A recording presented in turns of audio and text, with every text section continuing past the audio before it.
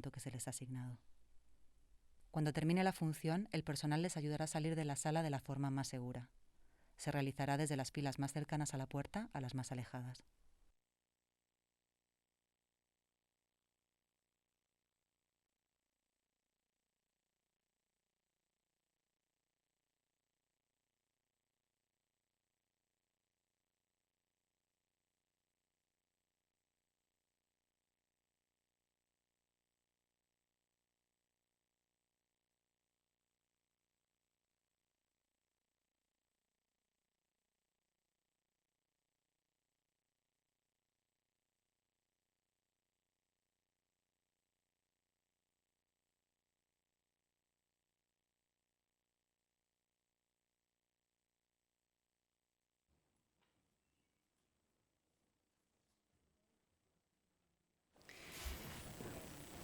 Bueno, yo creo que ya estamos, así que buenas tardes.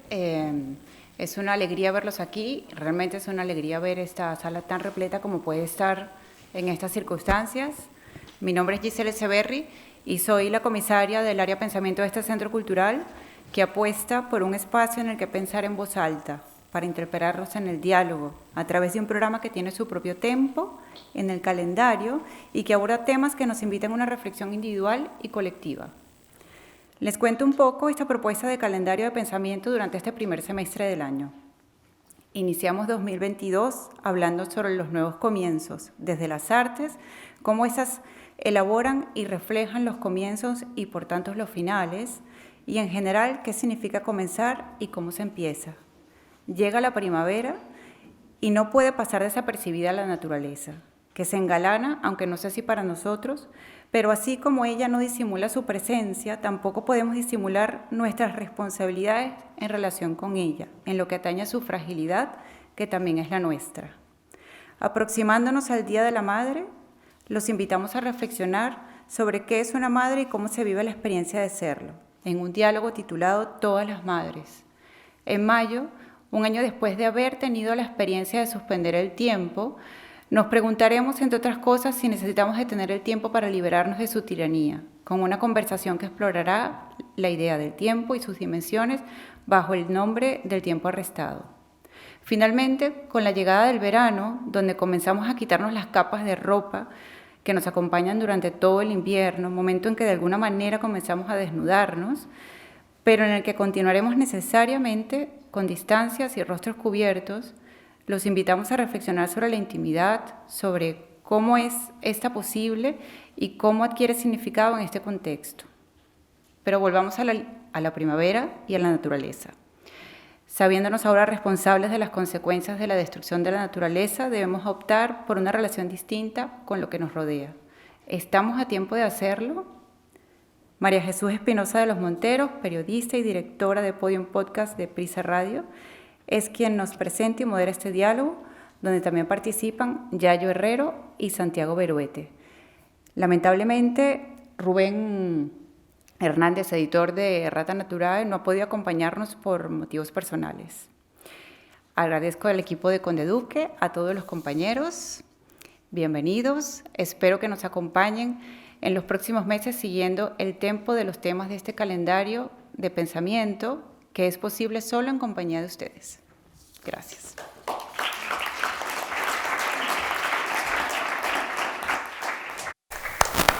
¿Qué tal? Buenas tardes a todos y gracias también por estar aquí.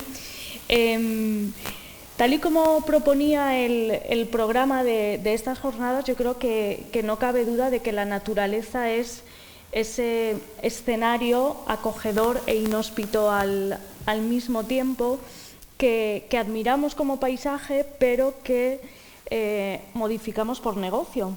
Y creo que la pandemia nos ha dejado algunos ejemplos de ello, ¿no? La pandemia nos ha demostrado, yo creo que de un modo feroz, probablemente demasiado feroz, y también global, como la pugna entre el deseo de un crecimiento económico ilimitado y el cuidado de la naturaleza puede llegar a ser absolutamente devastador, ¿no? La naturaleza, lo sabemos y hoy me gustaría mucho que habláramos de eso, no es ilimitada y esta pugna es la causante de algunos de los desastres recientes que hemos vivido. Pero también creo yo de una preocupación especial y de un consenso. Yo creo que por eso estamos aquí. Vamos a salir de aquí mejores personas. No, bueno, no lo sé si salimos mejores personas, pero desde luego sí, me encantaría que saliéramos habiendo pensado sobre determinadas cosas y me encantaría, igual porque soy una optimista por naturaleza, pero realmente por naturaleza, de verdad pensar que hay cosas que se pueden hacer y que no está todo perdido. Igual no, vais a tener, por cierto, la parte final de la charla va a ser para vosotros, así que todas las preguntas que os vaya suscitando la charla estaremos encantados de escucharla. Yayo Herrero es antropóloga, educadora social e ingeniera técnica agrícola. Es además coautora de más de 20 libros, casi nada, relacionados con la ecología social y muchísimos artículos en prensa dedicados a este asunto. También colaboradora de radio en programas como A Vivir o Carne Cruda. Bienvenida, Yayo. Muchas gracias. Y Santiago Beruetes, licenciado en antropología. También estamos entre dos antropólogos, doctor en filosofía, y me encanta esto de jardinósofo vocacional. De hecho, tiene un libro maravilloso publicado, Jardinosofía, otros libros, una historia filosófica de los jardines, y acaba de no sé si lo has publicado ya, si ya está en las librerías. Llegando. Este libro, que luego hablaremos un poquito de él, Aprendívoros, el cultivo de la curiosidad, publicados todos en Turner, ¿verdad? Sí. En editorial Turner, así que bienvenido también. Gracias, muchas gracias. Bueno, la primera cuestión de la que me gustaría hablar es también una que abordaba el programa, y yo creo que es un poco el lema de este encuentro, y es cómo miramos ahora una naturaleza que sin duda es, lo decía antes Giselle, cada vez más frágil, que nos confronta, yo creo que como nunca había hecho, yo creo que eso sí que lo hemos visto en la pandemia, con nuestra propia fragilidad. Nunca habíamos visto de un modo tan claro el espejo que es la naturaleza realmente, ¿no? ¿Cómo podemos pensarla y cómo nos damos cuenta de en qué momento formamos parte de ella y cuándo estamos realmente explotándola excesivamente? No sé, ¿Yayo? ¿Diago? Bueno, yo creo que la naturaleza siempre ha sido un espejo en el que nos contemplamos, ¿no? Y hace mucho tiempo que la naturaleza nos daba indicios de que las cosas no iban bien, ¿no? La emergencia climática se ha ido agravando con el paso del tiempo, y esto que estamos viviendo ahora no es más que el último episodio de esa emergencia climática que hemos incubado durante mucho tiempo. Y creo que en ese espejo deformante, ¿no?, que nos vemos nuestra propia fragilidad humana, lo quebradizo que es nuestro destino, ¿no? Y también muchas veces nos imaginamos con una pretenciosidad muy antropocéntrica, ¿no?, de que el destino del planeta está en nuestras manos, cuando en realidad las plantas, que es un aspecto de mis investigaciones, estaban aquí cuando nosotros aparecimos en escena, y posiblemente si lo hacemos mal y no sabemos conciliar las necesidades de nuestra civilización con el cuidado de la Tierra y del jardín planetario, pues acabarán colonizando las ruinas de nuestra civilización, ¿no?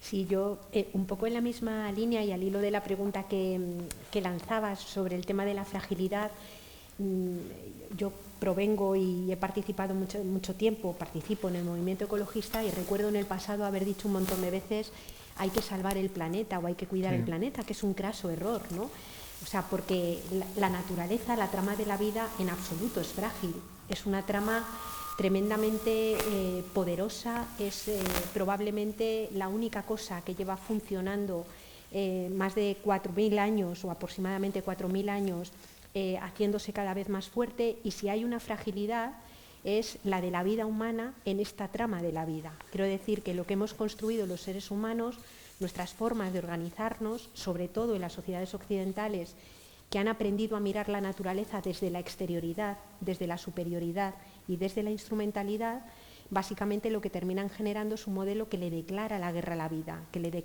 la vida, y pone en riesgo nuestra propia existencia, no la del planeta. Claro, somos naturaleza, pero también su peor enemigo, ¿no? Efectivamente. En el libro de Santiago dices, los humanos siguen dependiendo de los árboles para sobrevivir y no a la inversa. Y luego dices también que los árboles, lo que comentabas antes, aparecieron hace 380 millones de años y el género Homo solo hace que llegó al planeta hace 2,5 millones de años. Claro. Dices algo muy bonito, dices, no parece exagerado afirmar que han tutelado nuestro azaroso deambular por el mundo. ¿Por qué entonces, me pregunto yo, esta idea del ser humano dominando la naturaleza, ¿no? de esta manera? ¿Quiénes nos hemos creído que somos? Yo creo que hemos pecado de una vanidad, de una soberbia increíble, ¿no? O sea, cuando somos criaturas del bosque, ¿no? Venimos del bosque y de algún modo esta nostalgia arborícola la llevamos internamente. Todos apreciamos cuando paseamos por una arboleda o nos perdemos unos días en el campo, resuena en nosotros ese pasado arborícola. Recuperamos una sintonía con el entorno que creíamos perdida, ¿no? Yo creo que que a lo largo de nuestra civilización, sobre todo, perdemos la perspectiva de campo cuando pensamos que como sapiens llevamos entre 200.000 y 300.000 años pisando este planeta, pero las civilizaciones urbanas en las que surgió esta soberbia y surgieron los jardines, surgió la agricultura, surgió la ganadería, solamente tiene entre 5.000 y 10.000 años. Es decir, que nuestra historia como cazadores recolectores ha sido mucho más larga que nuestra etapa como urbanícolas, ¿no? Y la soberbia de creer que podíamos poner la naturaleza a nuestro servicio es algo que surgió con la ciudad, ¿no? Y ahora estamos, quizá, las soluciones que podamos enfrentar el cambio climático tiene que ver, yo creo, con volver a desandar un poco lo andado, ¿no? Y volver a plantearnos los retos medioambientales con una perspectiva de campo más amplia, ¿no? Que solamente nuestro pasado civilizatorio de sociedad urbana, ¿no? Yo durante la pandemia, por cierto, no sé si hay algún tipo de estudio sobre esto, pero conocí a muchísima gente que empezó a aficionarse por las plantas, porque era como una manera de tener un trocito de la naturaleza. Se disparó la venta de bulbos y la venta... Sí, es verdad, ¿no? O sea, que, bueno, esto era más por mi encuesta de mis amigos, pero creo que realmente... Sí, es así, real. Se vivió, pues eso, la posibilidad de tener esos trocitos de naturaleza en casa. Sí. Yo creo que la pandemia ha sido, si lo pensamos, como una oportunidad de poder tener un pequeño minuto de lucidez, desde mi punto de vista, para mirar algunas cosas, ¿no? Yo ahora vivo en un pueblo y lo noté menos, pero he vivido toda mi vida en la ciudad de Madrid. Y recuerdo que hablaba con mis amigos y mis amigas confinadas y te planteaban, bueno, huele la primavera, se nota, oyes cantar pájaros con todo el tema del confinamiento, ¿no? Hay cosas que pasaron en ese momento que creo que nos deben hacer pensar, ¿no? Por ejemplo, el nivel de la calidad del aire en las ciudades de todo el mundo mejoró brutalmente con la pandemia. Es decir, los indicadores de calidad del aire mejoraron enormemente. Y es un drama, desde mi punto de vista, pensar que hay que respirar, aprovechar para respirar sin enfermar, en medio de una desgracia que se nos ha llevado a los abuelos, que se nos ha llevado un montón de gente mayor sin poder abrazarla, que nos ha proscrito hasta los abrazos y los besos, ¿no?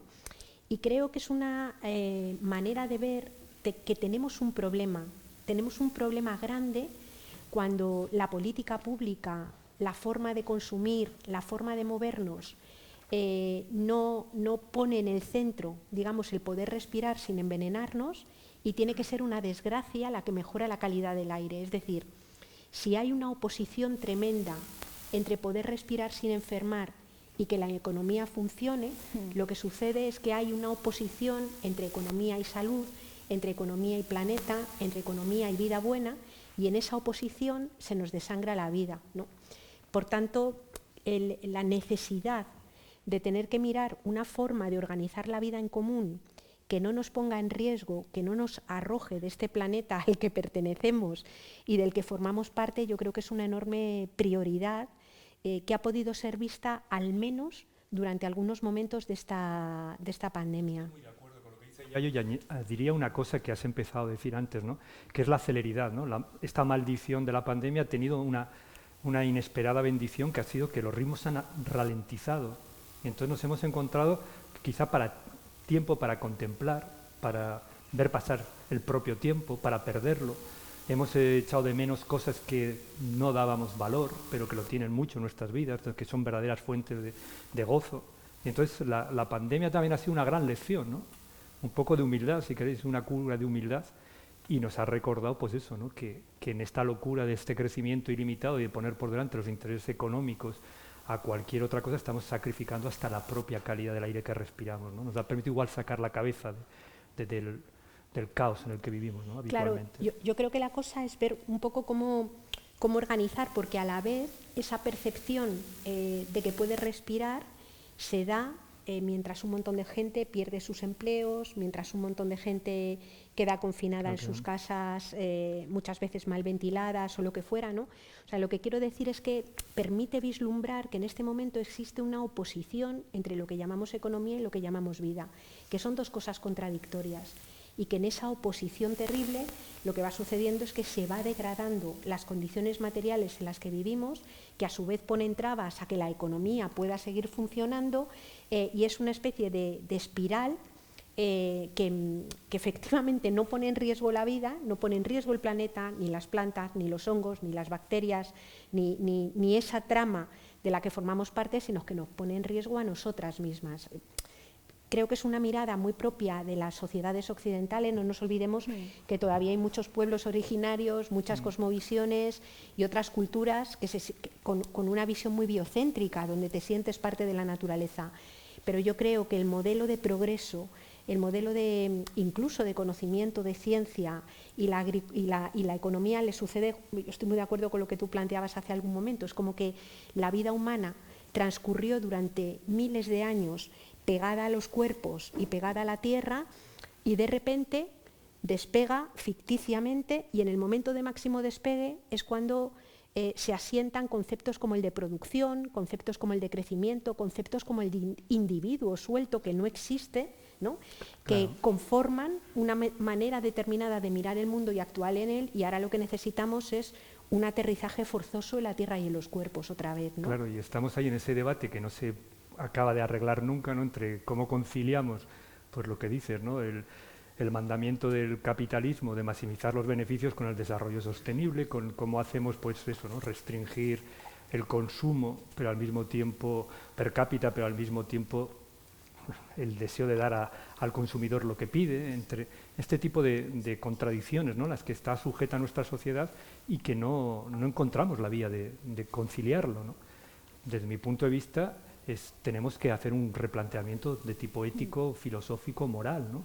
Pero estas palabras suenan muy fuertes, ¿no? Entonces nos cargamos de contradicciones, inventamos cosas como un desarrollo sostenible que es casi un oxímoron, un eufemismo, ¿no? No encontramos la vía.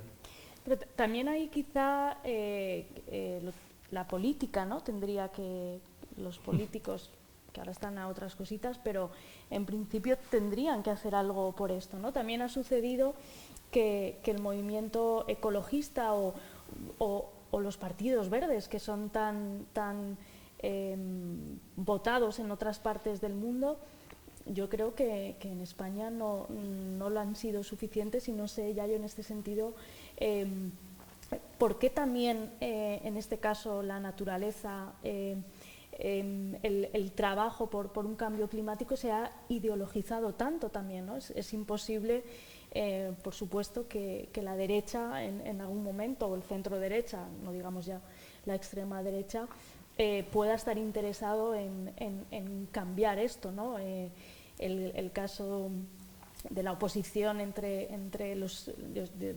estos tweets que se intercambiaron Greta Thunberg y Trump, que es como dos mundos, dos generaciones distintas, y no sé si a lo mejor por ahí también, ¿no? Por una generación muy muy joven puede venir parte de la solución. A ver, yo creo que mucho de lo que pasa, o sea, somos sociedades, las sociedades occidentales, que hemos perdido mucho la sensación de codependencia. Es decir, una persona, por ejemplo, que estudia en una facultad de ciencias económicas puede tener a lo mejor a lo largo de su formación universitaria a veces una asignatura cuatrimestral y a veces optativa que se llama Economía de los Recursos Naturales, de tal manera que puede salir titulado de la facultad pensando que la naturaleza es un subconjunto dentro de la ciencia económica y no más bien la economía un pequeño conjunto dentro de la naturaleza. Y esto que digo de la economía sucede con prácticamente todos los ámbitos de conocimiento, ¿no? Entonces, lo que sucede es que en buena medida, pues cuando dices, ¿qué diferencia hay entre Greta Thunberg y Donald Trump? Pues no es solamente la edad, la generación, hay un tema de conflicto importante de intereses. Es decir, la cuestión del cambio climático empieza a aparecer en Estados Unidos como preocupación en los años 50, 60 y quien lo pone de manifiesto es precisamente Exxon, la empresa energética, que empieza a denunciar, empieza a advertir que se produce esa situación, ¿no? Aquello podía haber generado en aquel momento un cambio que era posible hacer y que hubiera permitido entonces sí hablar de desarrollo sostenible. Y la opción que se tomó fue para no perjudicar el negocio extractivista y el negocio de la industria fosilista en aquel momento, del cual dependía otra mucha vida, porque en este momento podríamos decir que comemos petróleo en el sistema mundializado y de producción del capitalismo en esta dimensión además mundializada, ¿no? Pues lo que se opta es por meter cantidades ingentes de dinero para crear o sembrar las dudas sobre el cambio climático. Y esto ha venido durando prácticamente hasta hace 5 o 6 años, ¿no? Ahora tenemos claros negacionistas, yo creo que como Donald Trump o Bolsonaro, por ejemplo, que su mayor logro es que nos creamos que son negacionistas, porque el foro de Davos, los documentos estratégicos de los grandes ejércitos ponen como primer problema el cambio climático, son bien conscientes de lo que sucede, ¿no? Es más bien a nivel de gente, a nivel de personas normales, donde no miramos esa realidad y creo que no la miramos por ese sentido de pérdida de dependencia y por otro lado, porque en una sociedad que ha sacralizado el dinero, en donde más que tener necesidad de comer alimentos, beber agua, tener casa o respirar aire limpio, tenemos la necesidad del dinero, que es lo que te sirve como salvoconducto para entrar a los demás. Y eso termina alimentando una especie de lógica del sacrificio. Vivimos en sociedades en donde todo merece la pena ser sacrificado con tal de que la economía crezca.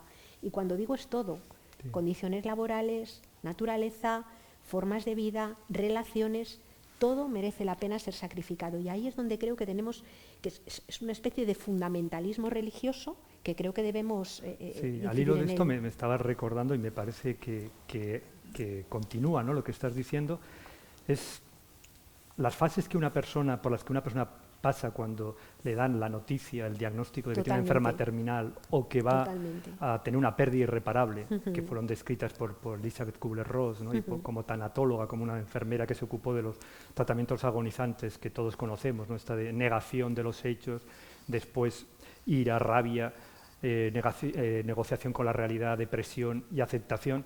Este espectro de fases o de estados de conciencia por los cuales pasa una persona que está en trance de morir, está en una situación límite, casi se puede establecer un paralelismo con las reacciones que tienen las personas ante la emergencia climática y los líderes sobre todo y las sombrías predicciones que hay respecto a lo que puede las consecuencias de esta emergencia climática, desde los negacionistas que decías tipo Bolsonaro o Trump hasta la gente que es tecno-optimista, tecnosolucionistas, que creen que la geoingeniería o otras, claro. Sí. Y después pues todos estos, ¿no? que ahondan en otras posibilidades, desde de crecimiento hasta la conciencia de un colapso climático, ¿no? Pero creo que este paralelismo, ¿no? Con la vida individual y la vida colectiva es muy importante tenerlo. Y después me ha gustado mucho y estoy muy de acuerdo con que educamos a la gente en que no sea consciente de la dependencia. La arrogancia que decíamos antes, que decía María Jesús, nace ahí, cuando desde los chicos en las escuelas la autonomía personal se entiende como algo desconectado del entorno, cuando en realidad la autonomía personal es la gestión de la dependencia. me parece a mí. Claro, o sea, es más bien hablar como de un sistema de autonomía interdependiente. Es decir, lo que yo creo. Con las personas y con la naturaleza. Y con el entorno. Entonces, claro, y al contrario, estamos creando unas individualidades aisladas, o sea, reforzando el aislamiento, encapsulándolo en individuos que se ven, que creen que su propia realización es negar todo tipo de dependencia, no solo en el ámbito, diríamos, con la naturaleza, sino en el emocional, incluso en el político, en el social. O sea, tiene una lectura todavía más... Entonces, bueno, quedamos atomizados, ¿no? Y es muy difícil vertebrar un discurso que nos una, ¿no? Porque solamente aceptando que somos dependientes estamos dispuestos a arrimar el hombro unos con otros. Claro, y eso crea además toda una sensación de...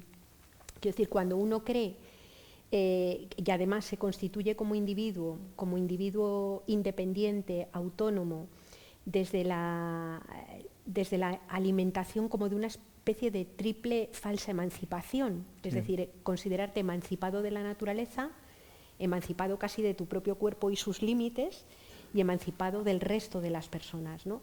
Y eso genera una cultura en donde el cuidado y la cautela están mal vistos. Totalmente. Porque al final el riesgo, el ir más allá, el superar cualquier tipo de límite, es decir, muchas veces cuando vemos que se considera en la sociedad un héroe es aquel que da la vida por la causa. Pero ¿qué pasa cuando la causa es la vida? Cuando tener la vida por causa implica cuidar, implica cautela, implica el freno, implica tener cuidado, ¿no?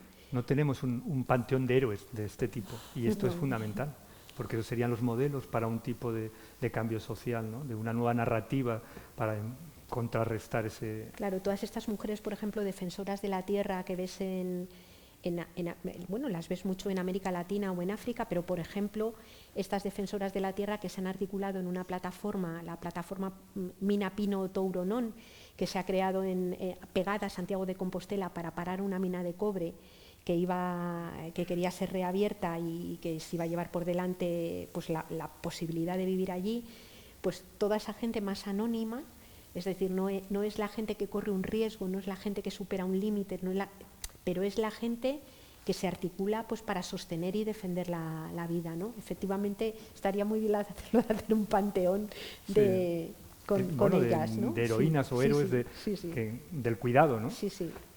Porque claro, parece que todos los héroes tienen que ser los que desafían los límites, los que, encarnan la arrogancia que decíamos al principio. No existe el héroe prudente, ¿no? De alguna manera, o el héroe que... Mira, y nosotros que venimos de la filosofía, esa era una de las virtudes que tenía, según Platón, los pensadores, la sabiduría, nació de la prudencia.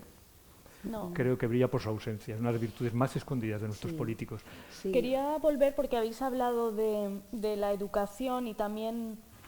Santiago, en tu libro dices que en el nuevo libro, que tenéis que comprarlo, lógicamente, Aprendívoros, el cultivo de la curiosidad, dices en el libro que los problemas más acuciantes de nuestra época, desde la emergencia climática hasta la automatización del trabajo, pasando por la imparable desigualdad y la manipulación tecnológica de las conciencias, conducen a la escuela. Dices que tras las crisis ecológicas, institucionales, éticas y económicas se encubre la crisis educativa, ¿no? Por un lado hemos hablado, ha dicho Yayo antes, como hay muchísimos chavales que a lo largo de su formación escolar quizá una o dos veces han tenido una asignatura, pero yo voy un poco más allá, ¿no? Una de las cosas que también se ha movido, se ha tambaleado durante la pandemia ha sido una crisis educativa muy fuerte, porque para ellos sí que se les ha parado, ¿no? Absolutamente la vida en ese sentido. Y me preguntaba, y también relacionado pues, con todos estos protocolos que estamos viviendo, si no era un buen momento el sacar un poco a los chavales del aula y a lo mejor llevarlos precisamente a la naturaleza para que aprendieran otras cosas, y allí donde de alguna manera respirar es posible, porque en un aula es bastante más fácil contagiarse o que haya todo ese tipo de peligros. Entonces, quería preguntarte, por un lado, de qué manera esta crisis climática ha incidido en la crisis educativa y por qué no tenemos esa cultura en nuestro país, que yo creo que en otros sí que existe, de sacar a los chavales fuera a aprender no en un libro, sino en la naturaleza de verdad, que es... Nos queda mucho camino por recorrer, María Jesús, en ese sentido, creo yo, ¿vale? O sea, y desde luego ahora, más que nunca, necesitarían salir a la naturaleza.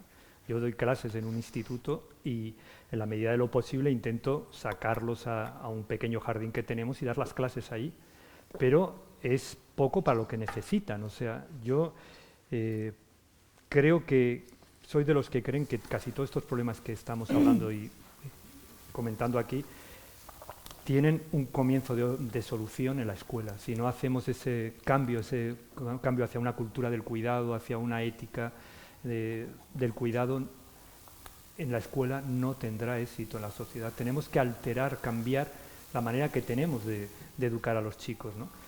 Y sin embargo, el discurso oficial, el discurso dominante no hace más que reforzar las derivas de los adultos, ¿no?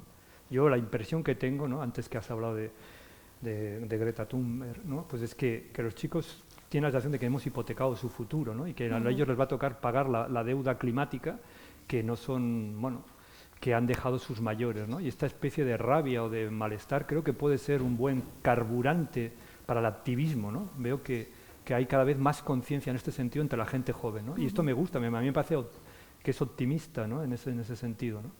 Pero que nace, como pasó también en nuestra generación, pues de la rabia, ¿no? De la rabia de decir, bueno, y ahora estos que se creen, ¿no? Ahora estos, ¿no? Nosotros estamos metiéndoles en una serie de limitaciones cuando ellos no han sido los causantes, ¿no?, muchas veces, ¿no? Entonces, bueno, creo que desde luego que en las aulas se gesta el futuro de los países, ¿no?, y que es ahí donde hay que incidir, ¿no? Y cuando digo las aulas no me refiero solamente a la educación formal, sino creo que hay que ir hacia una cultura de la educación general, ¿no? Que los políticos que antes nombrabas, María Jesús, sean educadores, sean jardineros y no tanto, pues eso, líderes de la arrogancia, ¿no? Sí, yo estoy muy de acuerdo. O sea, hace unos años hicimos un trabajo desde Ecologistas en Acción, que es la organización de la que yo soy activista desde hace mucho tiempo en el área de educación. Y hicimos un trabajo que se llamaba El currículum oculto antiecológico de los libros de texto, ¿no? Muy bueno. Cogimos libros de texto de sexto de primaria y de primero de bachillerato de todas las asignaturas y de un repertorio grande de editoriales. Y bueno, por hacerlo corto, la conclusión un poco que sacamos fue que probablemente seamos una de las únicas generaciones y culturas que están educando a las personas más pequeñas en contra de su propia supervivencia. Es muy duro decirlo, pero es así, ¿no?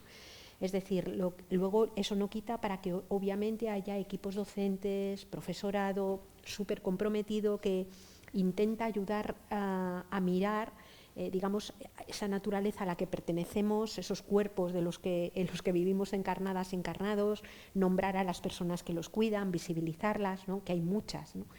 Pero lo que nos encontrábamos es que a veces la educación es concebida en su parte estructural como un mecanismo que reproduce, como un mecanismo que forma personas para formar parte de la máquina productiva, ¿no?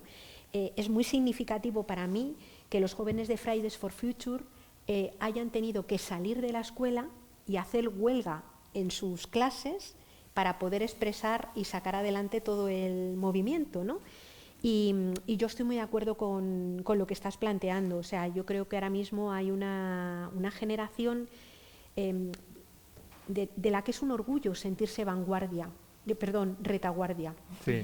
Porque de la que es un orgullo sentirse retaguardia, o sea, porque mientras que las generaciones nuestras hemos pasado, o sea, nos hemos quedado en esa fase de la negación y en una especie de infantilización de decir no me cuentes desgracias, que no quiero saberlas, tenemos a gente más pequeña que nuestros hijos e hijas que salen a la calle y dicen no, dinos la verdad, mira lo que hay, no dejes de mirar para otro lado, porque lo que está en riesgo es la vida, ya hay cosas que vamos a tener que asumir y necesitamos adaptarnos con velocidad, ¿no? Y yo creo que esto es un aprendizaje muy grande que tenemos que hacer de las personas más jóvenes. A mí me da un montón de rabia cuando se les criminalizaba tanto con que si no se ponían la mascarilla, que si se daban algún que otro beso. Digo, ya hay que tener morro generacional para estar dejando el mundo que les estamos dejando y dejándoles el marrón que tienen por delante y encima echarles la culpa de la COVID, ¿no? O sea, me parecía que era tremendo. Sí, no eran ciegos ellos, era esta hipocresía de sus adultos, creo yo. Hemos hablado un poco de cómo incide este aceleracionismo, creo que lo has dicho en algún momento, pero es este movimiento también y la tecnología que claramente yo creo que tiene que ver mucho en esta decadencia de nuestra naturaleza.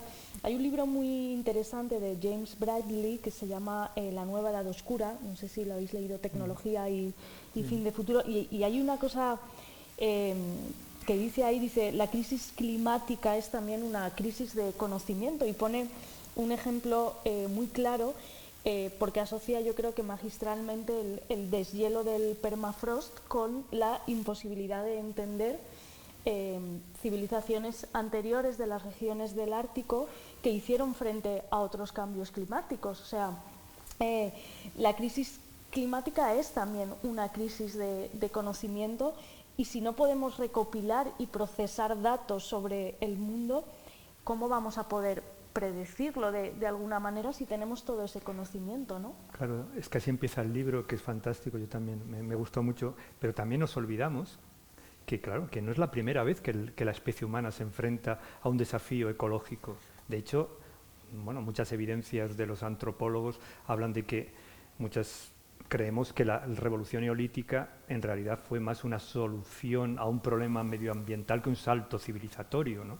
Que fue la solución que encontraron los cazadores-recolectores que ya habían depredado los recursos cinegéticos y silvestres del entorno, y para sostener poblaciones tan grandes acabaron desarrollando la agricultura y la ganadería, ¿no? Y de ahí surgió una floreciente sociedad urbana, el Estado, pero también pues, la acumulación de excedentes agropecuarios, la desigualdad, la explotación del ser humano por el ser humano.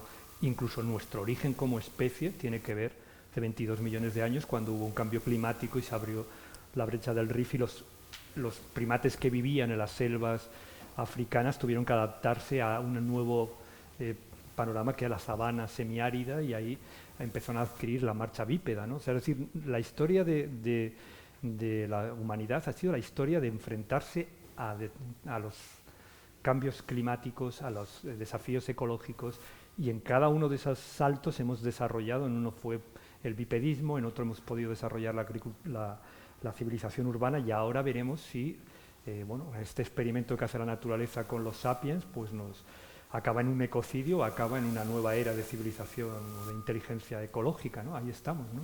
No tengo muy claro todavía. Sí. Pero en cualquier caso, el tema tecnológico yo creo que merece, o sea, me parece muy oportuno que lo saques, porque yo creo que merece mucho la pena darle una vuelta, ¿no?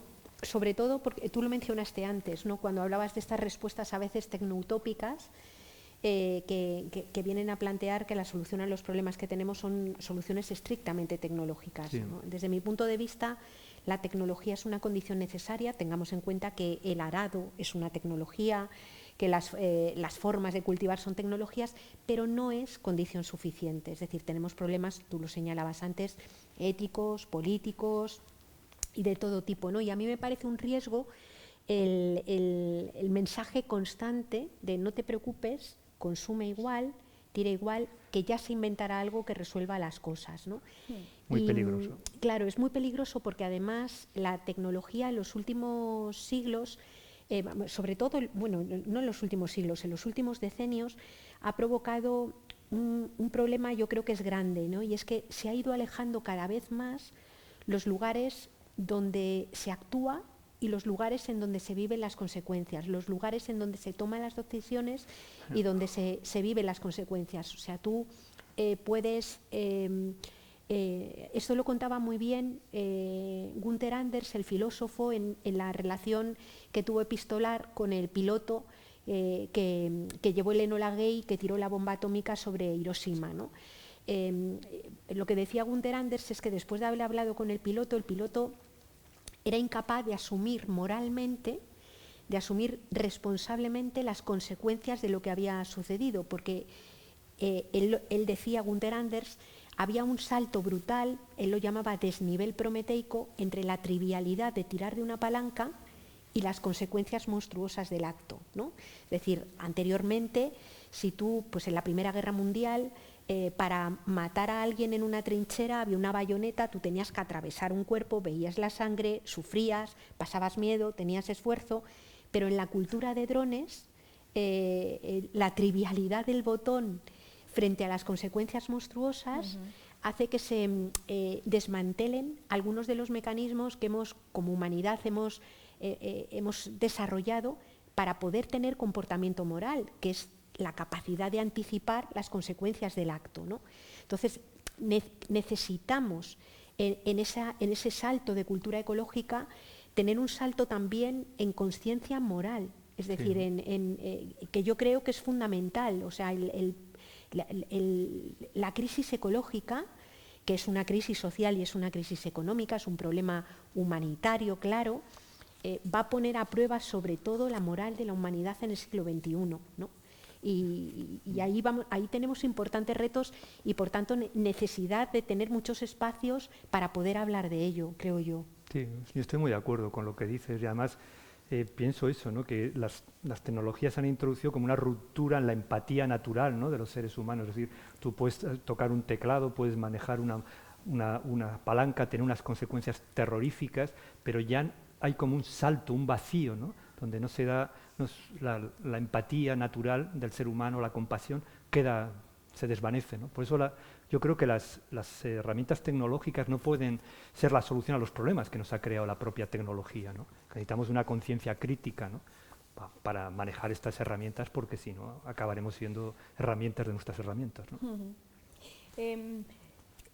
Todo este asunto yo creo que de alguna manera claramente nos desborda, es así.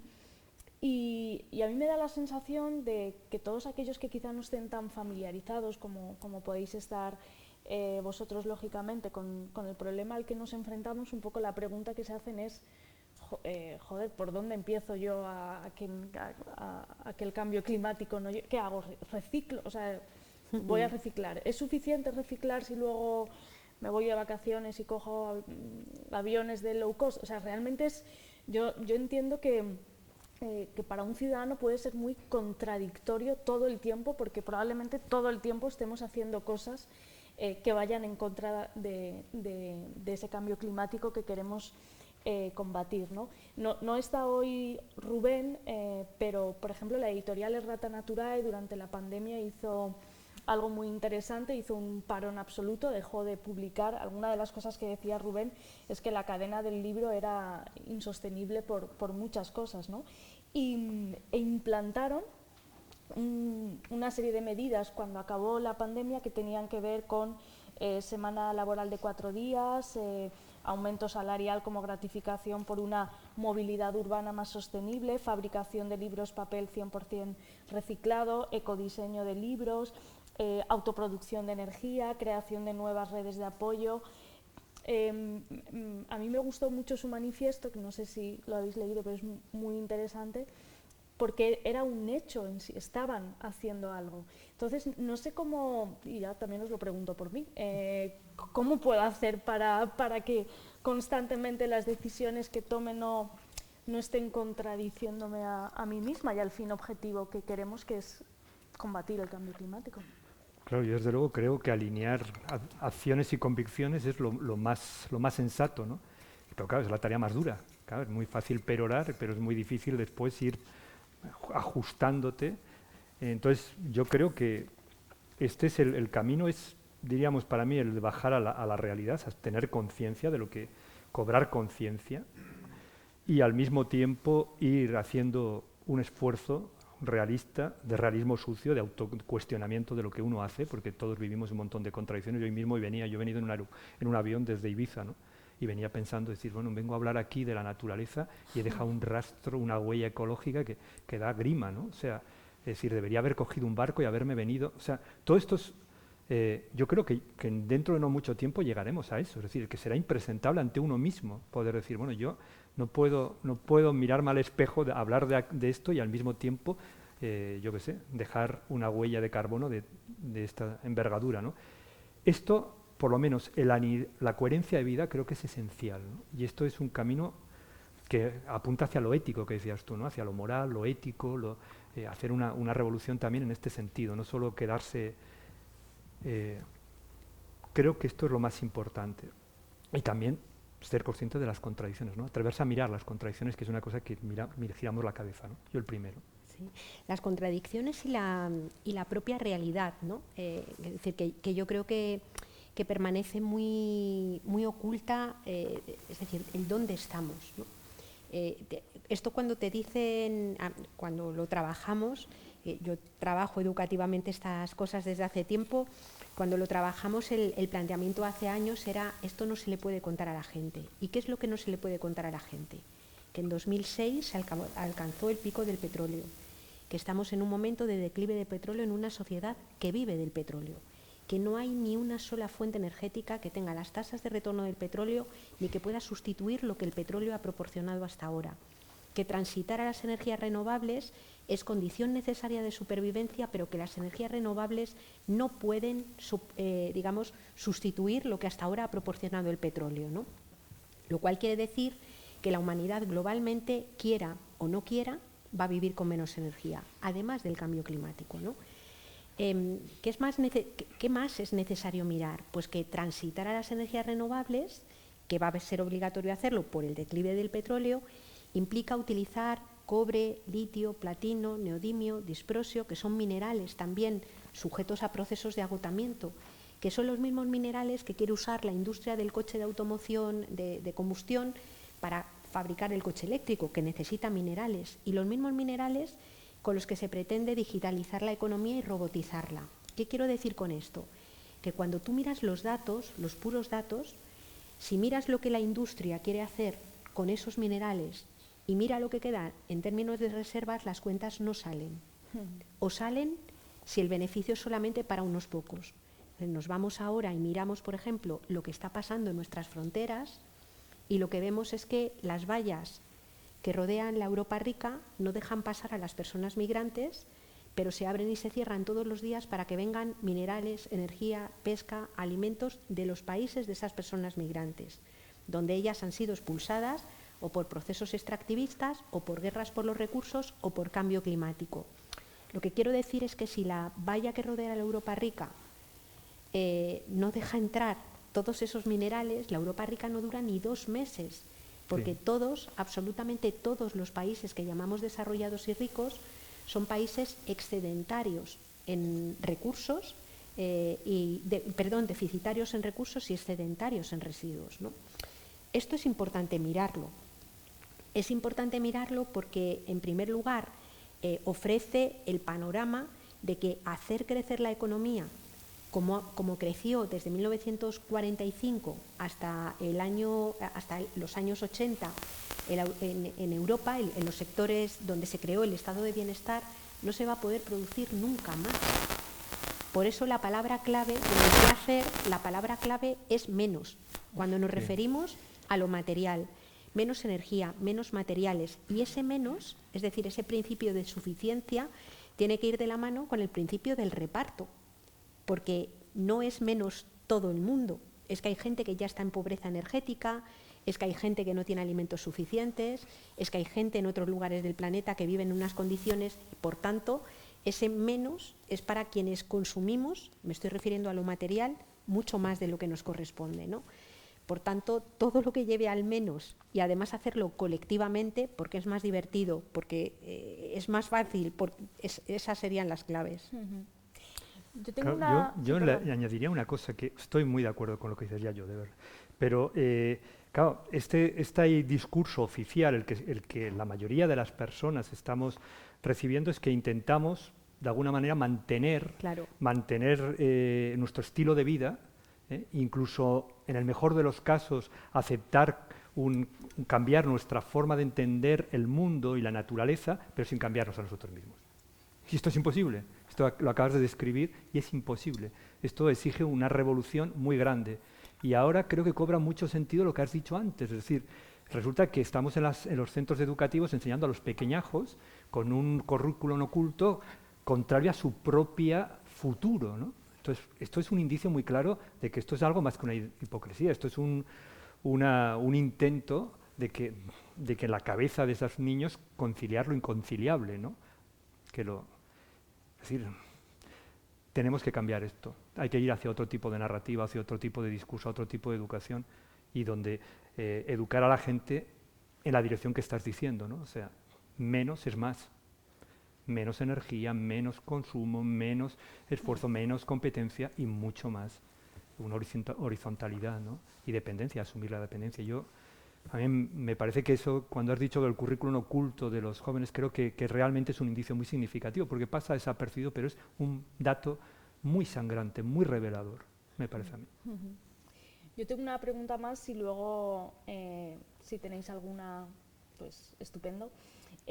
Hablabas de la educación y yo creo que también los medios de comunicación, de alguna manera, también deberíamos tener esa labor de educación, y no sé, Yayo, tú que por ejemplo has escrito y colaborado en diferentes medios, en El Diario sobre todo, pero también en otros, durante tanto tiempo que has puesto tú en la agenda todos estos temas.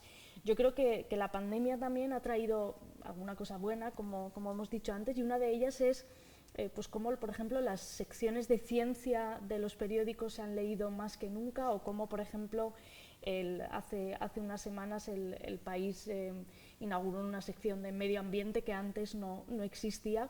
No sé si crees que, esto aquí en España, pero en Estados Unidos, trabajos que se han hecho en todos los periódicos, también en otros países, si crees que de alguna manera esta preocupación por la naturaleza se mantendrá por parte de los medios de comunicación, y si crees que efectivamente durante este tiempo, aunque fuera por necesidad y por supervivencia propia, nos hemos preocupado más y hemos leído y escuchado más todos estos temas. A ver, yo creo que hay una filósofa que se llama Isabel Stengers, que a mí me gusta mucho, que lo dice de una forma muy gráfica, ¿no? Dice que ha llegado un momento en el que se ha producido la intrusión de Gaia. ¿A qué se refiere ella con la intrusión de Gaia? Pues a que de repente, aunque tú no quieras mirar la naturaleza ha irrumpido en la política y ha irrumpido en la economía, y hay que mirarla quieras o no quieras, porque ya el cambio climático, la cuestión del declive de los minerales, o por ejemplo la pandemia, que como muy bien nos ha contado un divulgador excelente como es Fernando Valladares, por ejemplo, investigador del CSIC, tiene tanto que ver con la pérdida de biodiversidad. Digamos, todos esos elementos han irrumpido y se han convertido en agente político, un agente con el que no puedes negociar, pero que está ahí, ¿no? Y entonces yo creo que los propios medios de comunicación, donde hace años te costaba la vida, no hablar del reciclaje o hablar de lo verde así en términos light, pero meter temas estructurales costaba un montón, ahora mismo entra más. O sea, a mí, se me hicieron los ojos, se me pusieron como platos cuando me llamaron del País para pedirme una columna sobre decrecimiento, que era como la gran bicha, lo que no se podía hablar, y todavía se sigue sin poder hablar casi en ningún lugar, ¿no? Entonces, yo creo que han ido entrando cosas. Bien es verdad que cuando apuntas a las causas estructurales todavía cuesta mucho. Es decir, por ejemplo, señalar que hay empresas del IBEX 35 que financian proyectos extractivistas y que están detrás de la amenaza, de la criminalización y cuando no, del asesinato de defensoras de la tierra en otros lugares, ahí sí que cuesta mucho poderlo meter, ¿no? Pero yo creo que va entrando y hay mucha gente que intenta buscar porqués, que intenta entender, porque la perplejidad que ha supuesto que un virus se extienda en cuestión de 15 días por todo el mundo y que lo ponga todo patas arriba, hace que muchas personas en ese cultivo de la curiosidad, de repente un montón de personas digan, ostras, pero ¿cómo puede ser esto? ¿No? ¿Qué ha pasado aquí con este virus? ¿De dónde sale? Y entonces es momento, o hay gente que se interesa por qué es eso de la biodiversidad, que es más que una colección de bichos, o qué papel juega el cambio climático y demás, ¿no? Es decir, que yo creo que efectivamente el estar empezando a vivir las consecuencias del problema abren el campo, abren un campo que antes no estaba y ahora nos coloca en otro escalón del trabajo, y es buscar las causas estructurales para evitar que nos vayamos por el camino de las falsas soluciones que puedan hacer más profundo el pozo en el que estamos, ¿no? Sí, yo la única cosa que añadiría es eso, ¿no? Que los mitos de nuestra civilización, uno de los mitos que ha traído la pandemia, lo ha socavado, lo ha puesto ahí, es el mito de la permanencia, ¿no? De la continuidad. Parecía que la civilización humana, bueno, con mejor o peor manera, te encontraría las soluciones tecnológicas para resolver todos los problemas, y de repente nos estamos encontrando que un pequeño criatura que no podemos ni ver pone en tela de juicio, en jaque mate a todo nuestro modo de vida, ¿no? Y esto nos da una sensación de fragilidad, de vulnerabilidad, que es como hemos empezado esta charla, pero también es una cura de humildad, y también nos vuelve un poco a la tierra, nos vuelve otra vez a lo básico, ¿no? A lo elemental. Y entonces yo creo que pues ese aprendívoro que llevamos todos dentro se hace preguntas, ¿no? Y cada vez preguntas quizá más agudas y más certeras, ¿no? Y por ahí quizá vislumbremos un camino, ¿no? Bueno, por culpa de esta criatura, ¿cómo lo has llamado? Minúscula, que no podemos ver, no podéis utilizar micrófono. Pero si hay preguntas por ahí, yo no llevo gafas, pero que alguien hable. Bueno, mira, sí que estoy viendo allí. Buenas tardes. Espero tener suficiente potencia con mascarilla y sin micrófono. Me cobran muchísimas gracias por vuestra presentación y por las ideas que habéis planteado, que son estupendas y brillantes en muchos casos. Ha surgido, al final, ya yo, si me permitas que censure, ha surgido la idea de que el decrecionismo, que estaba sobrevolándonos a todos sin realmente, bueno, pues es una cuestión que nos tenemos que plantear. Pero a mí en toda esta charla me ha faltado la aparición de otro elemento, que también considero que quizá es, no sé si políticamente incorrecto, por lo menos un poco pronto de plantear, pero que es fundamental en mi opinión, que es que somos 7.800 millones de personas en la superficie de la Tierra. Es que no es una cuestión de que tengamos que decrecer, ni una cuestión de que asumamos un equilibrio, asumamos la naturaleza, asumamos un reparto justo.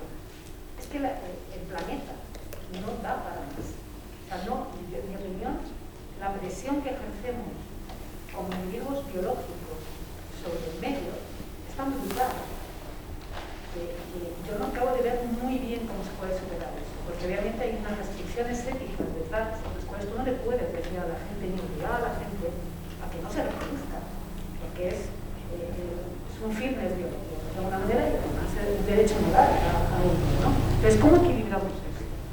¿Cómo se puede enfrentar esto en el equilibrio? Porque al final lo que vemos, y así pues parece un poco así, es que de repente aparece gente que se quiere ir a Marte, y algunos pensamos, pero ¿qué culpa tendrá un Marte?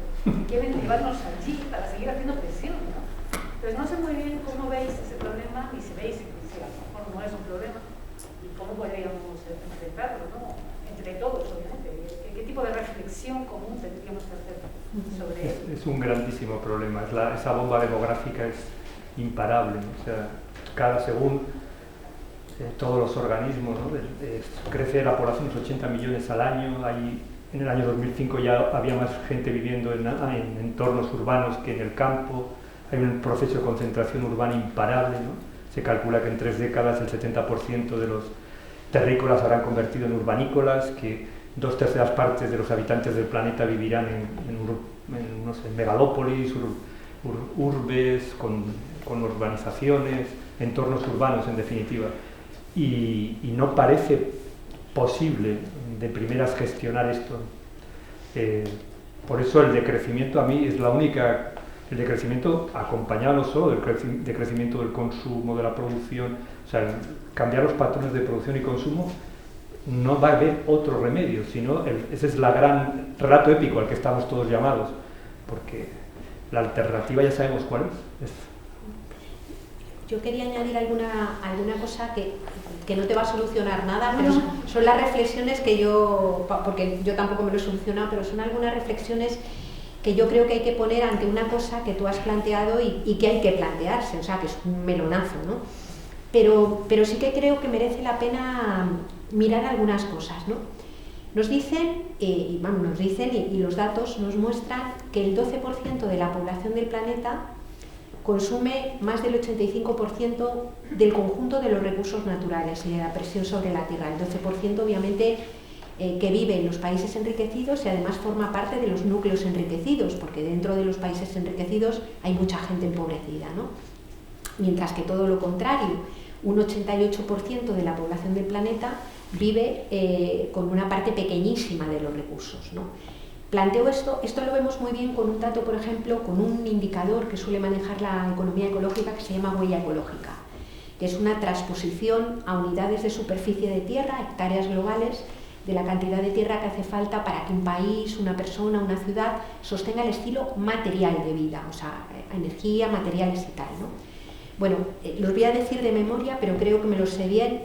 Si en este momento toda la población del planeta viviera materialmente como la media de una persona en el Estado español, nos harían falta prácticamente 3 planetas. Como la media de una persona noruega, 4. Como la media de una persona danesa, 5. Como la media de una persona de Estados Unidos, 6. Y como la media de una persona de Kuwait, 12 planetas. Y tenemos uno parcialmente agotado. Lo que quiero decir con esto es que ese decrecimiento de la esfera material de la economía opera fundamentalmente en las sociedades ricas, ¿no? Y ahora os preguntaría, ¿cuál es el país más densamente poblado del planeta? La India. Bueno, pues China ocupa el puesto 18. Y el país más densamente poblado del planeta es el Vaticano, no sé qué pronuncia. Y luego Países Bajos, lo que es el centro de Europa. O sea, lo que quiero decir es que lugares más densamente poblados del planeta, donde las huellas ecológicas son mayores, son los lugares en donde hay menor natalidad, ¿no? Planteo esto porque puede haber digamos, y a veces, desde algunos lugares, se plantean, y esto es lo que se denomina, es una de las vertientes de lo que se suele denominar ecofascismo, plantean que los culpables, digamos, de la crisis ecológica son precisamente aquellas poblaciones que se reproducen en mayor medida, que tienen más hijos e hijas y son los que presionan. Cuando te vas a los datos, la presión se está produciendo de una forma absolutamente brutal, precisamente en lugares donde los consumos son mucho mayores. Y es obvio que una criatura nacida en España o en Alemania tiene una huella ecológica que no es comparable a la de un montón de criaturas nacidas, por ejemplo, en Somalia. Esto hay que tenerlo en cuenta, igual que, por ejemplo, todo el despegue demográfico brutal que se produce en la humanidad se produce, esto es muy bruto decirlo, ¿no? Pero no se produce porque nazca más gente, sino porque nos morimos mucho menos. Es decir, entonces hay que encontrar un equilibrio entre el deseable aumento de las esperanzas de vida, obviamente, y cómo nos reproducimos, ¿no? Y ahora viene el tema de decir, ¿cómo se puede controlar la reproducción, ¿no? Bueno, pues hasta ahora hemos tenido algunas experiencias que sobre todo han sido brutales con las mujeres, ¿no? Las esterilizaciones forzosas, por ejemplo, que Fujimori puso en marcha en Perú, un ejemplo.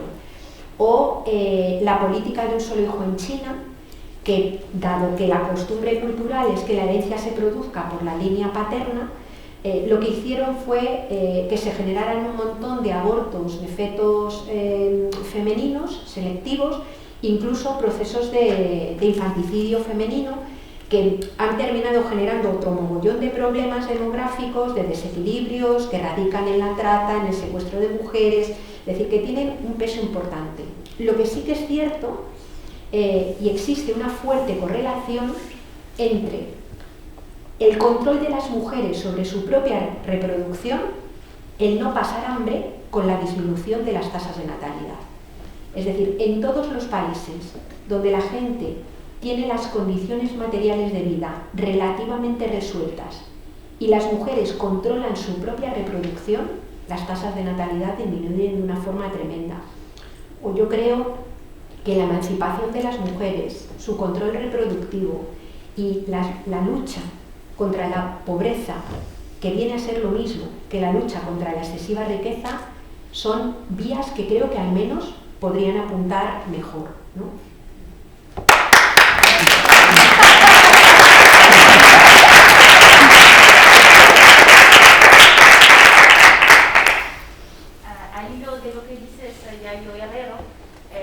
quisiera que nos comentaras de dónde vienen las causas estructurales que son la alianza entre el patriarcado y el capitalismo, que están llevando al ecocidio y al genocidio, y cuáles son una de las soluciones que conlleva lo que es el ecofeminismo, la economía de los cuidados, la economía feminista. Quisiera que nos comentaras un poco todos esos enfoques.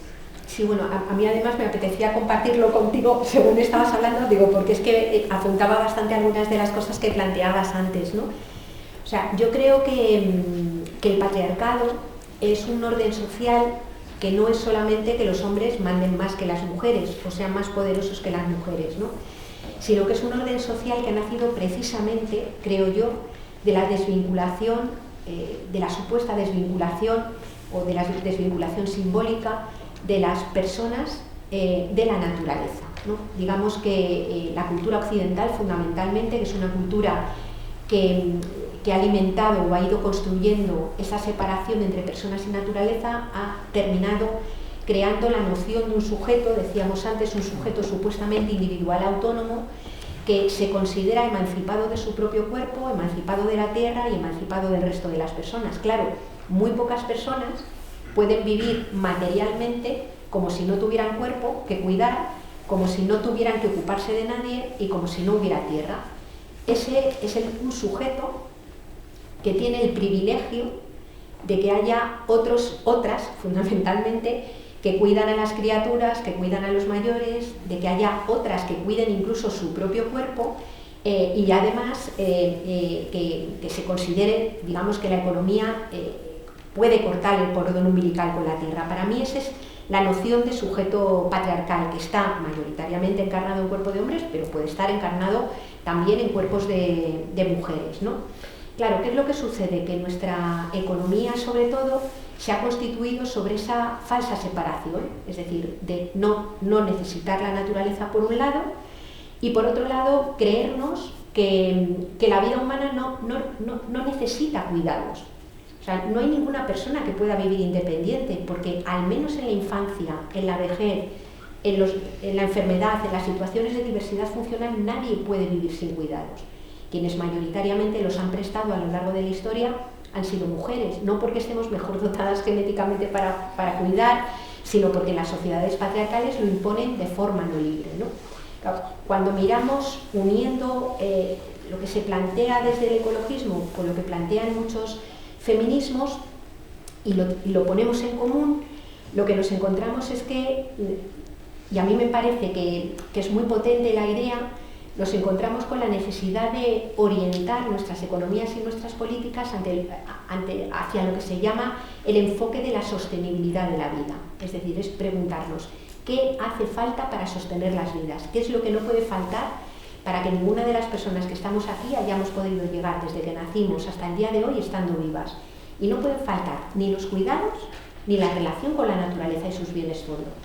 Luego, el enfoque de la sostenibilidad de la vida nos aboca a pensar en economías, en culturas, en políticas. Decimos que pongan la vida en el centro, es decir, que tengan como radical prioridad el sostenimiento de las condiciones de vida y el ajuste a los límites físicos del planeta, obviamente con criterios de reparto de todo, con una corresponsabilidad que no solamente entre personas, entre hombres y mujeres, entre personas vivan su cuerpo como lo vivan y vivan el deseo como lo vivan, sino también entre instituciones, políticas públicas y personas, ¿no? Bueno, oyéndote, me está viniendo a la cabeza una frase mítica, ¿no?, del segundo sexo de Simone de Beauvoir, que es uno de los libros fundacionales del feminismo, ¿no?, que decía: él es el sujeto, él es el absoluto, ella es la alteridad, ¿no? Si en vez de él ponemos el animal humano o el primate humano y en ella la naturaleza, pues tenemos una especie de fórmula de Simone de Beauvoir también de esto, ¿no?, de decir, al final el animal humano se ha desvinculado, se ha convertido en el señor, se ha convertido en el absoluto y se ha desvinculado de la naturaleza, ¿no? Y hay que volver a romper esta separación, ¿no? Hay que refundar la alianza con la naturaleza. Es que en realidad muy pocas personas pueden vivir con el privilegio de no tener que cuidar de nadie ni sujetarse a los límites físicos de la Tierra. El problema es que nuestras políticas dominantes han convertido a ese individuo en el sujeto universal. Se han organizado como si ese fuera el sujeto universal. Algunas economistas feministas lo denominan el sujeto BBVA, blanco, burgués, varón, supuestamente autónomo y a veces heterosexual, ¿no? No sé si hay alguna... Sí. Quería preguntar si tenéis alguna valoración de las políticas que vienen de la Unión Europea, del Pacto Verde, iniciativas como economía circular, de la bajada mesa, toda una serie de políticas, o que los fondos últimos estén sujetos a condicionalidad y criterios medioambientales. Habéis hablado de política, todo eso también está pasando, ¿no? Si tenéis alguna valoración. A ver, yo no soy un experto en eso, ¿no? Pero yo lo que diría es que no puede haber una transición hacia la sostenibilidad, hacia un futuro sostenible, si no hay, bueno, además de tecnológica y digital y ecológica, debe ser también una transición moral, ¿no? Debe ser una transición ética, debe ser una transición hasta que no... O sea, detrás de esta crisis ecológica, como he dicho antes, creo que hay una crisis ética, una crisis existencial, ¿no? Y hasta que no hagamos nuestros estos valores filosóficos, pues no vamos a de moderación, de crecimiento, de espíritu crítico también, de prudencia que ha salido antes, de sabiduría, un poco de los pueblos primigenios, ¿no? De volver a lo elemental, pues no habrá justicia climática. Entonces, creo que detrás de este discurso político, creo que, bueno, que está bien, no me parece mal, pero creo que hay que ir a más abajo, más al fondo, y quizá haya que ir pues, a cambiar el relato que reciben los niños en las escuelas, haya que ir a cambiar el panteón, es decir, la narración, que necesitamos nuevos mitos, ¿no? Para una nueva era de ilustración ecológica, y esos nuevos mitos se están fraguando. Lo que nos estaba hablando Yayo es un poco de algunas imágenes, de algunas constelaciones que están catalizándose, pero nos queda mucho todavía. Y yo creo más en eso que en las grandes políticas, ¿no? A ver, yo creo que ese cambio de imaginario es clave, absolutamente clave, ¿no? Y es fundamental. Y con respecto al tema de las políticas que estaba señalando, pues por ejemplo, a mí el planteamiento de la economía circular me parece un planteamiento claro. Es decir, digamos, en economía ecológica se habla mucho de la biomímesis, que es el organizar la economía imitando los propios procesos de la naturaleza, y puesto que la naturaleza, lo material en la naturaleza, se organiza en ciclos, organizar nuestra economía de tal modo que cada residuo vuelva a ser objeto de un uso posterior es absolutamente clave, además, para atender la cuestión de los límites. Bien, es verdad que más que hablar de economía circular, en mi opinión deberíamos hablar de economía espiral, porque nada es reciclable al 100%, y luego, por otro lado, para poder reciclar hace falta energía, y la energía no es reciclable, la energía es un flujo que se pierde. Pero, sin duda, las políticas de economía circular son claves, igual que la transición a las renovables, igual que la movilización, la movilidad eléctrica, pero no individual, sino en transporte público y colectivo, ¿no? ¿Dónde creo yo que está el problema o la inquietud que yo tengo, ¿no? Claro, cuando hablas de Pacto Verde o hablas, por ejemplo, de Green New Deal, la clave es si se tiene en la cabeza la cuestión o no de los límites, ¿no? El decrecimiento de la esfera material de la economía no es un programa político ni una opción ética, es un dato. La economía va a decrecer materialmente sí o sí en lo global, por declive de petróleo, por declive de minerales, por pérdida de agua fértil, por cambio climático. Es decir, que, digamos, en la cantidad, en las toneladas de materiales, de energía, de agua o de tierra que vamos a utilizar en el sistema económico global, el decrecimiento es un hecho. Lo que sí cambia es cómo se aborda ese decrecimiento. Y puede ser por una vía económica que siga blindando los privilegios de unos pocos, expulsando cada vez a más gente a los márgenes y a la precariedad, o puede ser por una vía en la que asumamos esos principios de suficiencia, de reparto, de organización, que requerirán en cualquier caso de la economía circular, de las energías renovables y demás, ¿no? Lo que quiero decir con esto es que a mí me da la sensación, por lo que estoy viendo, que los fondos, por ejemplo, los Next Generation de la Unión Europea, son fondos que están muy marcados y en este momento están muy mediatizados por, los van a captar, digamos, las grandes empresas transnacionales. Empresas transnacionales que no nos olvidemos que no tienen como principal prioridad la satisfacción de las condiciones de vida de la gente, sino que tienen como principal prioridad ganar dinero, ¿no? Por eso, por ejemplo, se impulsa y se dice, soluciona el sector de la automoción, coche eléctrico. Pero claro, el problema que tienes es que tú cuando miras el litio que hace falta para transformar todo el parque de coches en coche eléctrico, de coches de motor de combustión en coche eléctrico, echas unas cuentas mínimas y hacen falta el doble de las reservas de litio existentes. Y hay las reservas de litio existentes y además se necesitan para hacer la transición a las renovables y con ellas se quiere digitalizar la economía también, porque hay que fabricar pantallas, ordenadores. O sea, lo que quiero decir es que cualquier propuesta de transición que hable de capitalismo verde o de transición verde y no plantee una restricción importante en el modelo de producción y por supuesto también en el modelo de reparto, es una propuesta económica que terminará, y voy a ser muy bruta diciéndolo, en puro ecofascismo. ¿Qué quiere decir? Que aquellos sectores que están blindados por el poder económico, político y militar siguen sosteniendo sus estilos de vida, mientras cada vez, dentro y fuera de nuestras fronteras, más gente se va quedando fuera. Por tanto, es importantísimo hacer esas transiciones, apostar por la economía circular, por las renovables, por la movilidad motorizada, por la agroecología, por un montón de, por una cultura centrada en el cuidado de la vida y en las condiciones de vida, ¿no? Nos va a tocar trabajar, por un lado, intentando mitigar o frenar el fin del mundo y por otro lado, mirando cómo llegamos a fin de mes. Las dos cosas a la vez. Las dos cosas a la vez vamos a tener que trabajar, ¿no? Por eso, a mí me parece que si no miramos desde la redistribución y desde los límites, corremos el riesgo de que el capitalismo verde o de las transiciones verdes se conviertan en una nueva forma de hacer crecer la churrera de los beneficios, por así decir, pero sin que le llegue a la mayor parte de la gente, 7.800 millones de personas en este momento. No sé si más o menos... ¿Sí? Sí, estoy viendo bien. Sí, tú, perdón. Bueno, claro, tú, la que has levantado la mano. La de suéter de rayas. Sí, yo. Vale, ¿qué dices?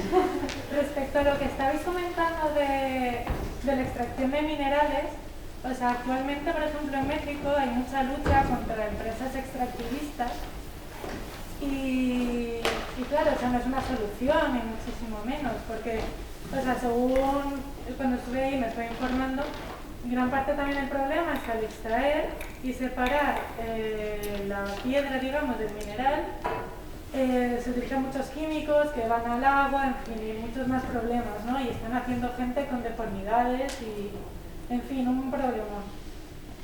Y aparte de eso, yo me preguntaba, hablando de la naturaleza, ¿qué impacto tiene? Porque esos minerales llevan en la tierra pues muchísimos años. ¿Y qué sucede cuando, no sé si sabéis, a nivel natural del ecosistema también cuando se están extrayendo esos minerales? No sé, esa era mi pregunta. No se sabe. No sé, estamos viendo, bueno, pues esa economía extractiva que en general capitaliza los beneficios hacia una minoría y esto no es más que otro de los múltiples ejemplos de las desigualdades, de los desequilibrios que vamos generando, ¿no? A mí me preocupa, pues al hilo de lo que decía Yayo y de lo que estás diciendo tú, pues eso, ¿no? Que al final el modelo de economía circular, el modelo de capitalismo verde, sea una mutación de lo mismo, ¿no? De una forma de seguir maximizando los beneficios del capitalismo para intentar seguir con nuestro modelo de vida un poco más antes de que atravesemos ya el umbral de un calentamiento irreversible, ¿no?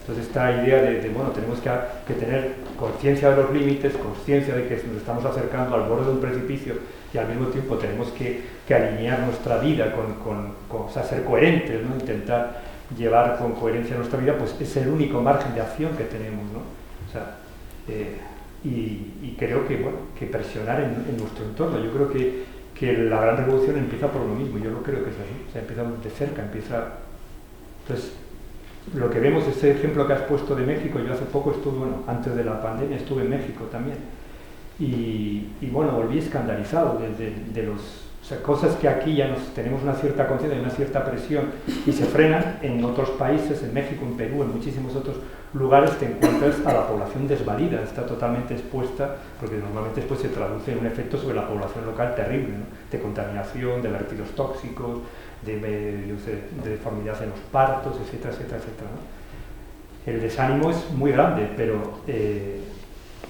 creo que también es esta historia, ¿no?, que estamos viendo, ¿no? Por una parte, el discurso medioambiental, la conciencia de la biosfera medioambiental es también una marca de estatus, ¿no? Eso me preocupa, ¿no? Es una marca de estatus de una gente como nosotros que estamos aquí. ¿Vale? Entonces, ¿cómo extender esto? Esto a mí me preocupa, ¿no? Porque cuando me ha tocado ir pues, a sitios donde es gente que no tiene ya una formación, pues los ves muy expuestos, no hay una... Sí, a mí, por ejemplo, me gusta mucho cómo en América Latina hay unas movilizaciones, una organización contra el extractivismo y en general contra la destrucción de la naturaleza muy fuerte, ¿no? Por personas, comunidades campesinas y comunidades indígenas que jamás se denominarían a sí mismas ecologistas, todo lo más han llegado a considerarse como defensoras de la tierra, porque el concepto, incluso el propio concepto naturaleza, sí, está dentro de su... claro, el concepto naturaleza, ¿no?, es un concepto totalmente ajeno a la cultura de muchas personas, de muchos pueblos originarios que no se han acostumbrado a mirar la naturaleza como algo, como un objeto separado de nosotros y nosotras, sino que están plenamente inmersos en ella, ¿no? Ellos hablan de territorio, lo que fuera, y viven el territorio. De hecho, las mujeres indígenas y los pueblos originarios de América Latina ya se hablan del territorio tierra y del territorio cuerpo, como los dos territorios que habitamos y que es preciso defender de esta actividad. En este caso estamos hablando de la minera, que destruye la tierra, pero destruye también los cuerpos, ¿no? O sea, el nombre que le ponen es brutal a ese tipo de zonas, se llaman zonas de sacrificio. Es decir, han sido caracterizadas, no digo que los gobiernos las llamen zonas de sacrificio, digo que en la literatura, digamos, de las ciencias sociales, se les denomina zonas de sacrificio y verdaderamente son zonas en las que la vida es sacrificada en el territorio y tal. Yo no sabría, por ejemplo, a nivel geológico, no sabría decirte qué repercusión tiene extraer mineral de la tierra, ¿no? Si puede producir, yo qué sé, depresiones en el territorio. Lo que sí que tengo claro es que el extractivismo en muchos lugares, entre otras cosas, lo que hace es destruir suelo fértil, y el suelo es un recurso no renovable. Es decir, esta capita así que pisamos de tierra es un ecosistema absolutamente brutal, integrado por bacterias, por hongos, por seres vivos, lombrices, que es el que posibilita que se puedan producir alimentos. Entonces, la destrucción de tierra fértil es la destrucción de otro bien no renovable. Un centímetro de suelo vivo tarda un montón de tiempo en generarse, y eso es, o sea, valorar el suelo es tremendamente importante, más en un momento de cambio climático. Yo tengo una amiga que es profe, que todos los años, cuando llega al instituto, les pone a su alumnado, les hace hacer un ejercicio y les dice: de aquí a pasado mañana que tenemos clase, haced una lista con todo lo que pisáis. Ella es profe en Madrid, ¿no? Y la lista que todo el tiempo le plantean es parqué, plaqueta, cemento, suelo, madera. Es decir, hay parte de su alumnado que en 2 días no ha pisado suelo vivo en ningún momento. En ningún momento, ¿no? Entonces, esa desconexión y esa desvinculación es absolutamente fundamental, y esa es la que no... En México, por ejemplo, la movilización contra el extractivismo es brutal, al igual que en Perú, en Chile, en Colombia, en Ecuador. Es decir, hay muchos pueblos resistiendo contra el extractivismo, ¿no? Y el extractivismo no es solo el mineral. Por ejemplo, las dietas vegetarianas y veganas en el mundo han tenido un apoyo importante. Un alimento, por ejemplo, que ha cobrado una fuerza impresionante es el aguacate. Y en este momento hay superficies inmensas de monocultivo de aguacate en Chile o en México que están desplazando otros cultivos, lo que la gente come normalmente, o por ejemplo el aumento de quinoa para nuestras propias dietas, que se lo ha quitado a la gente de allá, ¿no? Entonces, ese elemento conecta con lo que tú estabas señalando, que me parece que es clave, que es cómo a veces convertimos el ecologismo, voy a ser un poco coloquial diciéndolo, ¿no? Se convierte en una especie de pijo progresismo que solamente puede pagar o solamente interesa a las personas que pueden ir a una tienda ecológica y pagar 1 kilo de tomates a 5 euros. No, es que lo que necesitamos son espacios donde todas las personas puedan comer una alimentación orgánica, porque la forma de producir sea la orgánica, porque hay una apuesta fuerte por la agroecología que además puede mitigar el proceso de abandono de los pueblos en nuestros territorios, generar un tejido rural vivo y generar puestos de trabajo en el campo de gente que quiere trabajar en la agricultura, ¿no? Entonces, el convertir, sacar eso, digamos, de élites, que yo estoy totalmente de acuerdo contigo de lo que planteabas, y extenderlo al conjunto de la gente es una mezcla, creo yo, de pedagogía social, de sensibilización, de movimientos sociales y de política pública, como tú decías, que tiene responsabilidades ante ello, ¿no? Pues muchísimas gracias Es que hemos cumplido 90 minutos exactos, ¿no? O sea, con el reloj. Muchísimas gracias a todos por estar aquí, y os quiero recordar que el próximo 15 de abril la nueva sesión Todas las Madres estará dedicada a la maternidad.